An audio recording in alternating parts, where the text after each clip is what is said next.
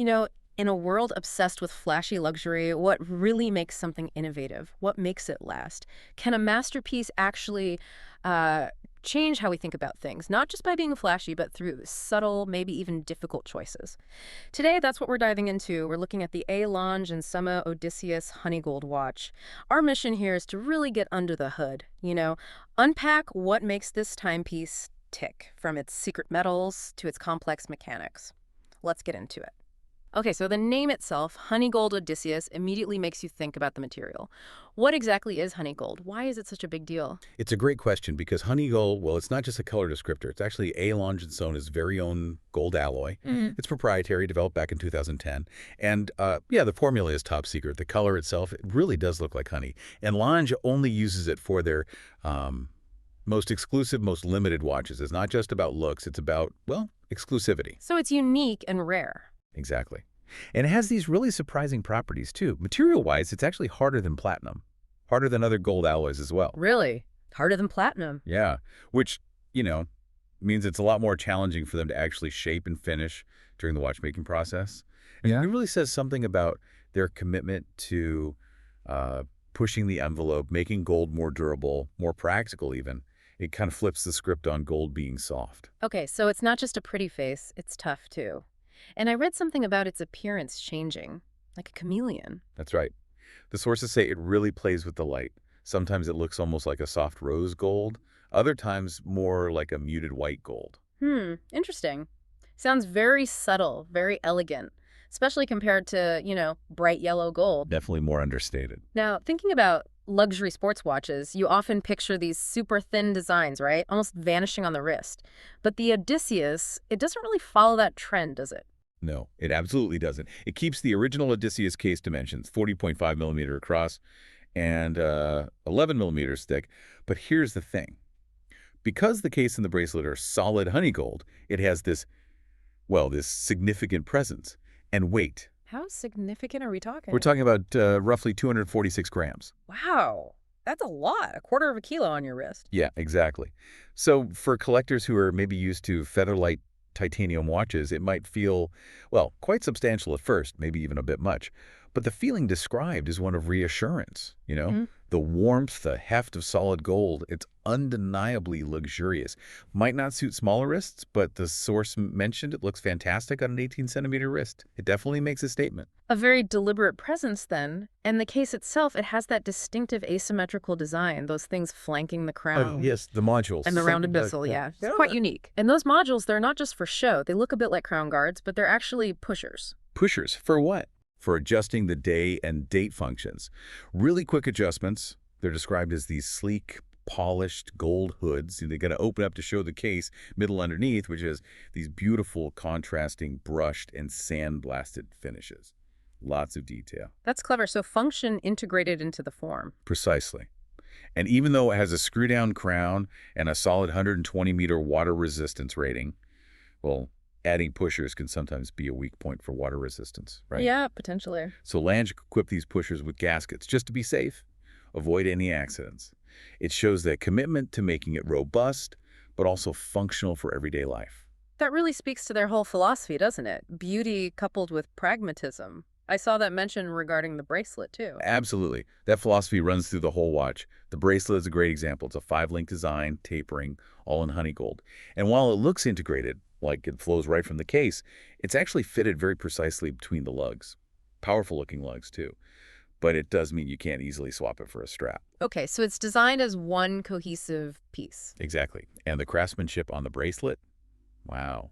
Each link is rounded, hand-finished, brushed top surfaces, but then these brightly polished bevels on the edges creates this amazing play of light as you move your wrist. And the pragmatism part, I was really intrigued by that extension system in the clasp. A 7-millimeter extension. How does that work? Ah, yeah, that's super clever. It's built into the deploying clasp. Basically, you just apply a little pressure to the ALS logo, the Lange& Söhne logo right there on the clasp. Suppress the logo. Yeah, and it lets you adjust the bracelet length by up to 7 millimeter without even opening the buckle. Oh, that's brilliant. For when your wrist swells a bit during the day. Exactly. Temperature changes, activity. Yeah. Makes it so much more comfortable day to day. Really user-focused. That's fantastic design. It really is. Yeah. The source also mentioned removing links seems straightforward too, using a little pusher on the underside with a special tool, though they didn't test that part. The only slight downside mentioned was that the clasp itself is apparently quite thick because of this mechanism. A small trade-off for that convenience, maybe. Okay, let's talk about the dial. If the gold is money, the dial is chocolate, or even a cigar. Yeah, the descriptions are quite evocative. A rich brown, the source compared it to chocolate, or yeah, even the smell of a fancy Cuban Cohiba Bay Hike cigar. Nice analogy. What about the layout? It looks very Lange. Very much so. You've got those signature large framed windows. At 3 o'clock for the oversized date displayed on 2 separate discs, classic Lange, and at 9 o'clock for the day of the week, spelled out. It's actually quite similar in layout to their Zeitwerk, the digital display watch. Creates a nice family resemblance. And legibility seems key here. Absolutely paramount. The white numerals for the date and the letters for the day, they're big, 2.4 millimeter high, and framed in polished honeygold. Super clear, easy to read instantly. And more honeygold on the hands and indices. Yep. Lancet-style hour and minute hands in honeygold, and these prominent applied indices. They sit in these embossed grooves on the chapter ring, which adds texture. And because it is a sports watch, after all, the hands and indices have luminous material so you can read it in the dark. It sounds like there's a lot of depth to the dial. There really is. It's got this great three-dimensional quality, different textures, different heights. Like that grooved chapter ring, it actually sits a bit higher than the central part of the dial, which is smooth and matte. Then you have the small second sub-dial down at 6 o'clock. It cuts into the chapter ring, but it echoes the main dial's design with its own little grooves and matte center. Very cohesive. Layers upon layers. Exactly. And one final touch, the minute scale is printed on the flange, the angled ring around the edge, and the 60s picked out in red. Just a little pop of color. Okay, so we've covered the outside, the amazing honeygold, the clever case, that intricate dial. But what about the engine, the movement inside? The L155.1 Datamatic. The heart of the beast. Visible through the sapphire case back, of course. The L155.1 Datamatic is described first and foremost as robust, reliable. It's really built to handle daily wear and tear.